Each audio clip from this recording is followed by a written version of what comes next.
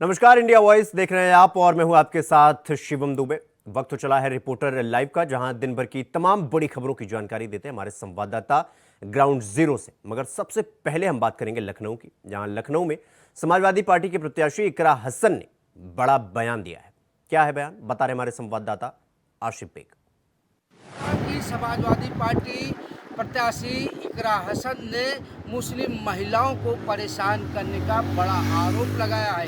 इकरा हसन का आरोप है कि मुस्लिम महिलाओं को मतदान के दौरान अनर्गल रूप से परेशान किया जा रहा है, जिससे उनमें भय व्याप्त है। आपको बता दें कि आज 8 सीटों पर प्रथम चरण का मतदान संपन्न हुआ।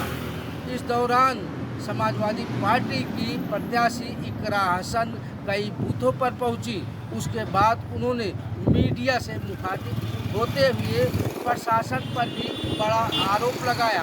इकरा हसन ने कहा कि वोट डालने पहुंची मुस्लिम महिलाओं को परेशान किया जा रहा है। उनको उनके चेहरे से नकाब हटाकर उन्हें प्रताड़ित करने की कोशिश की जा रही है। साथ ही साथ इकरा हसन ने यह भी कहा कि पुलिस प्रशासन ईवीएम को सुचारू रूप से चलाए, यह मांग उन्होंने की है। वहीं दूसरी तरफ जिस तरह से मतदान को लेकर यूपी सरकार और चुनाव आयोग ने बड़ी व्यवस्था की थी और कानून व्यवस्था को चुस्त दुरुस्त रखने के लिए डीजीपी प्रशांत कुमार लगातार एक्टिव रहे। उन्होंने कंट्रोल रूम का निरीक्षण भी किया, लेकिन इन सब के बीच जिस तरह से सपा प्रत्याशी इकरा हसन ने आरोप लगाया कि मुस्लिम महिलाओं को परेशान किया जा रहा है, इससे कहीं न कहीं एक बड़ा सवाल भी खड़ा हो रहा है। और इकरा हसन ने यह भी कहा कि इस मामले की शिकायत चुनाव आयोग से की जाएगी। हालांकि अब देखना यह होगा कि चुनाव संपन्न होने के बाद अब इकरा हसन चुनाव आयोग शिकायत करती है या नहीं, या जिस तरह से उन्होंने बड़ा आरोप लगाया है इसमें कितनी सच्चाई है और कितना दम है, यह देखने वाली बात है होगी। कैमरा पर्सन रमाशंकर यादव के साथ आसिफ बेग, इंडिया वॉइस। जम्मू कश्मीर में पहले चरण में मतदान हुआ, इस खबर पर ज्यादा जानकारी दे रहे हमारे संवाददाता शुभम बोगल। लोकसभा चुनाव को लेकर आज उधमपुर कठुआ सीट पर पहले चरण पर मतदान हुआ। आपको बताते चले तो सुबह सुबह ही आज लंबी लंबी कतारें सभी पोलिंग स्टेशन पर लगना शुरू हो गई थी, क्योंकि वोटर जो है वो अपना मतदान करने के लिए अपने पोलिंग स्टेशन पर पहुंच रहे थे। साथ ही साथ आपको बताएं तो सुबह सुबह ही जो है वो मौसम ने करवट बदली। बारिश के बाद भी इतना जोश जो है वो लोगों में देखने को मिल रहा था लोकसभा चुनाव को लेकर, और लोग जो है अपना मतदान कर रहे थे। साथ ही साथ आपको बताते चले तो सबसे अच्छी और खुशी की बात यह है कि ये जो नए लोग थे जिन्होंने आज पहली बार मतदान किया, उनमें भी काफी जोश देखने को मिला और उनमें खुशी थी कि हम लोग अपनी सरकार जो है वो अपने वोट से चुन सकते हैं। बुलंदशहर में पहुंचे समाजवादी पार्टी के मुखिया अखिलेश यादव, इस खबर पर ज्यादा जानकारी दे रहे हमारे संवाददाता वरुण शर्मा।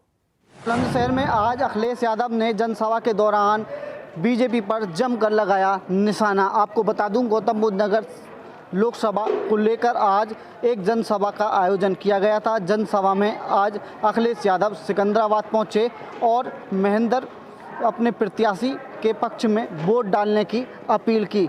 वहीं कहा कि भाजपा सरकार में लगातार भ्रष्टाचार बढ़ रहा है और गुंडाराज भी बढ़ रहा है, कोई विकास भाजपा सरकार में नहीं हुआ है। अब की बार हमारी सरकार आएगी तो विकास की गंगा बहाई जाएगी। वहीं सिकंदराबाद में जनसभा के दौरान अखिलेश यादव ने अपने प्रत्याशी के पक्ष में लोगों से वोट डालने की अपील भी की है। Varun Sharma, India voice, Bulandshahr. गाजियाबाद में अतुल गर्ग का किया गया जमकर विरोध, इस खबर पर ज्यादा जानकारी दे रहे हमारे संवाददाता प्रवीण कुमार। ऐसे में गाजियाबाद के दूसरे चरण में 26 अप्रैल को वोटिंग होने जा रही है। गाजियाबाद के जो बीजेपी के प्रत्याशी अतुल गर्ग हैं, जो कि मौजूदा विधायक भी है, बीजेपी ने उनको यहां से गाजियाबाद सीट से लोकसभा प्रत्याशी भी बनाया। दरअसल आपको बता दें, आज साहिबा विधानसभा क्षेत्र के विधायक सुनील शर्मा, जो कि उत्तर प्रदेश सरकार में कैबिनेट मंत्री भी हैं, जब वो आज अतुल गर्ग के लिए अपने क्षेत्र में जब वहां जनता के बीच पहुंचे और वोट मांगने की उन्होंने अपील की, तो वहां की महिलाओं ने उनका विरोध करना शुरू कर दिया। महिलाओं ने इतना विरोध किया कि महिला ये कहती नजर आई कि आप लोग वोट तो मांगने आ जाते हैं टोपी पहनकर, लेकिन किसी भी तरीके से अपने विधानसभा क्षेत्र में किसी भी कोई विकास कार्य नहीं कर रहे, जिसके बाद वहां काफी नोकझोंक होने के बाद लोगों को समझाया गया, लेकिन महिला नहीं समझी और सुनील शर्मा का लगातार विरोध करते रही। ऐसे में देखने वाली बात ये होगी जब 26 अप्रैल को गाजियाबाद में जब मतदान होगा तो बीजेपी के प्रत्याशी अतुल गर्ग के लिए कितना लाभकारी होगा। ऐसे में देखा जा रहा है जिस तरीके से बीजेपी प्रत्याशी का विरोध इस बार हो रहा है, कहीं ना कहीं अब क्या उनको बीजेपी को कहीं ना कहीं मतों का वोटों का नुकसान उठाना पड़ सकता है। गाजियाबाद से परवीन कुमार, इंडिया वॉइस। मुरादाबाद में डॉक्टर एसटी हसन ने बड़ा आरोप लगाया है। इस खबर पर ज्यादा जानकारी दे रहे हैं हमारे संवाददाता शारिक सिद्दीकी।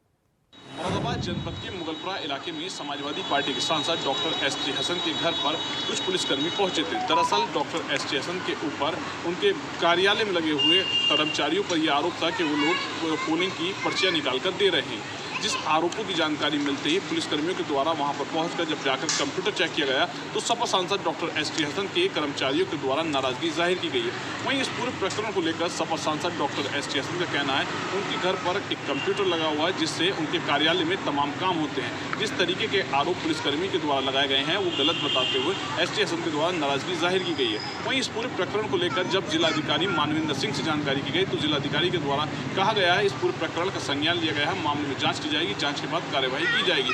सपा सांसद के द्वारा इस पूरे प्रकरण को लेकर मामले की शिकायत वरिष्ठ अधिकारियों से करने की बात भी कही गई है। शारिक सिद्दीकी, मुरादाबाद।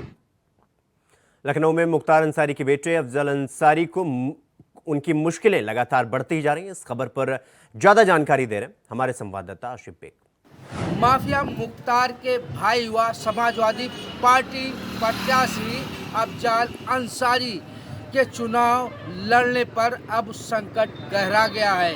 गैंगस्टर मामले में सजा कम कराने को लेकर दायर याचिका की सुनवाई आज नहीं हो सकी। ऐसे में अगर सजा कम नहीं हुई तो अफजल अंसारी का टिकट भी काटा जा सकता है।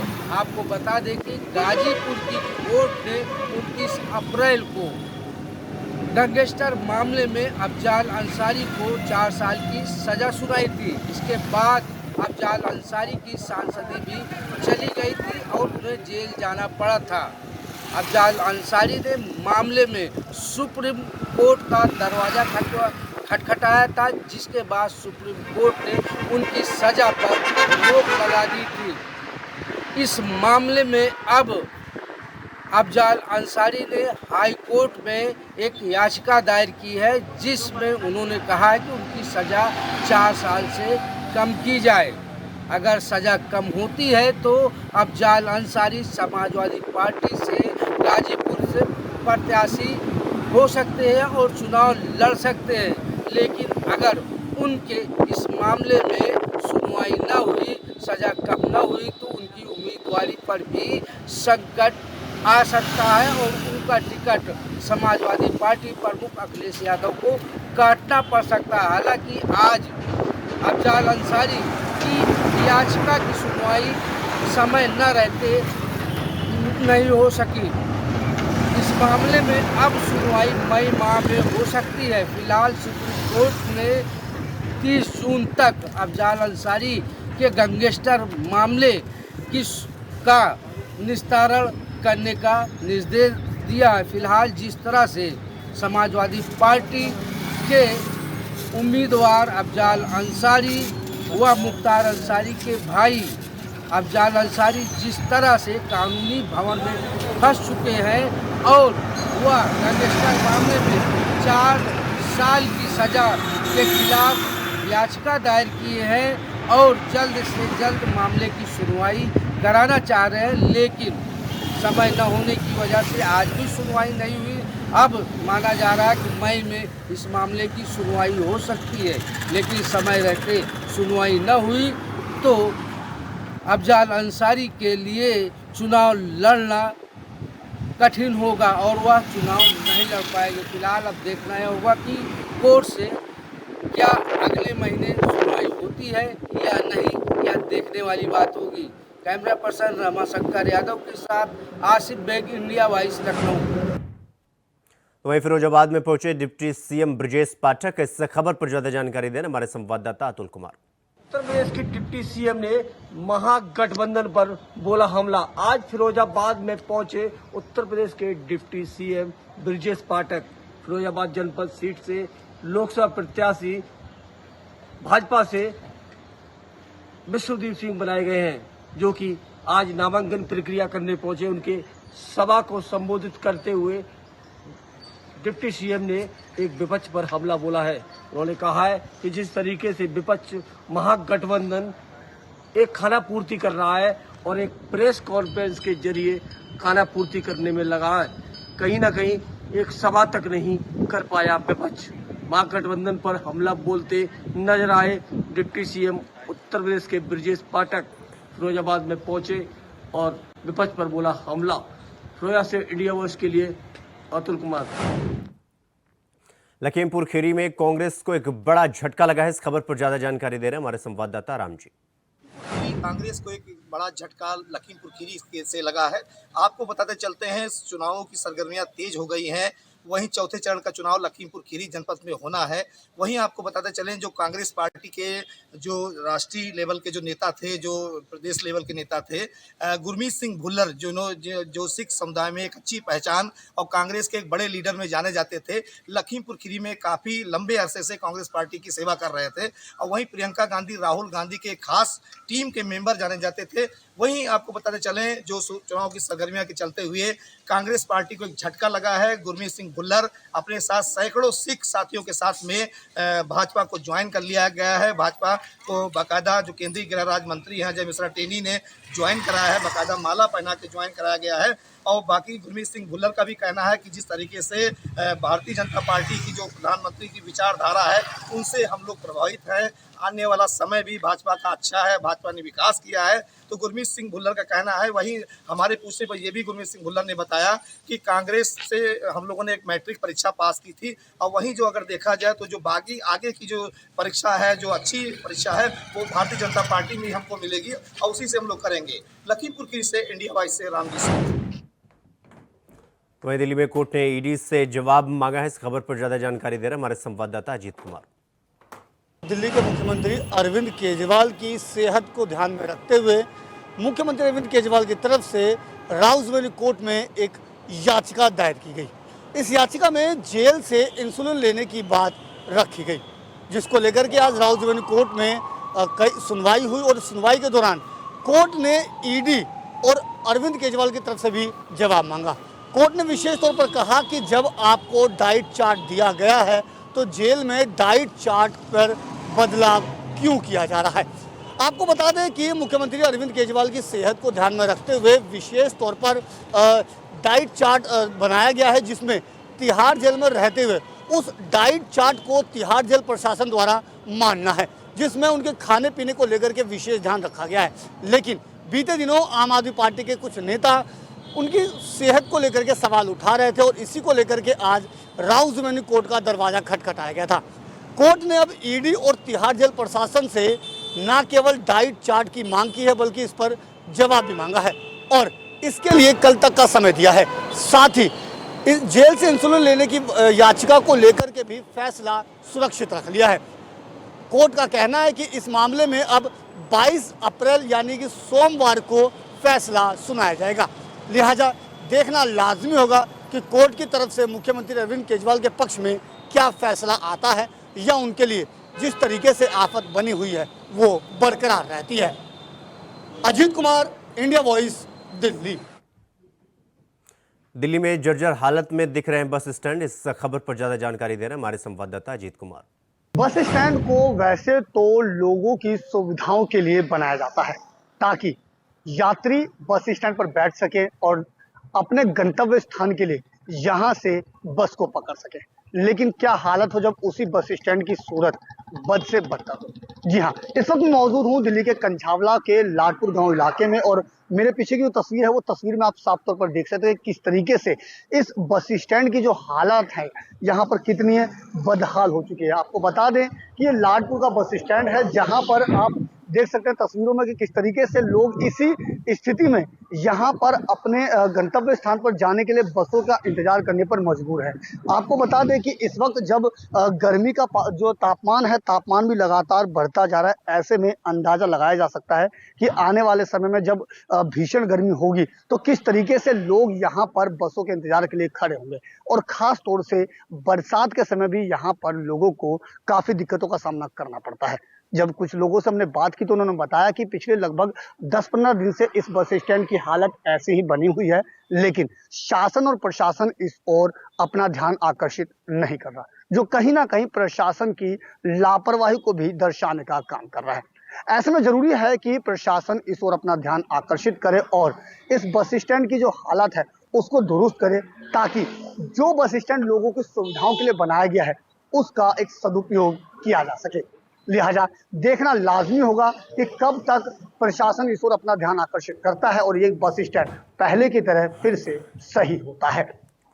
Ajit Kumar, India voice, Delhi. वहीं रायबरेली में एक दर्दनाक सड़क हादसा हो गया। खबर पर ज्यादा जानकारी दे रहे हमारे संवाददाता राजू तिवारी। रायबरेली में दर्दनाक सड़क हादसा देखने को मिला है। बता दें कि लगातार तेज रफ्तार का कहर देखने को मिल रहा है, लेकिन ये जो घटना हुई है कहीं न कहीं एक बड़ा सड़क हादसा कहा जा सकता है। पूरा मामला रायबरेली जिले के बछरावा थाना क्षेत्र के उमरपुर गांव के पास का बताया जा रहा है, जहां पर एक तेज रफ्तार बुलेरो जा रही थी और जिसमें लगभग आधे दर्जन लोग सवार थे, तो अचानक बुलेरो का टायर फट जाने के कारण बड़ा सड़क हादसा हुआ है।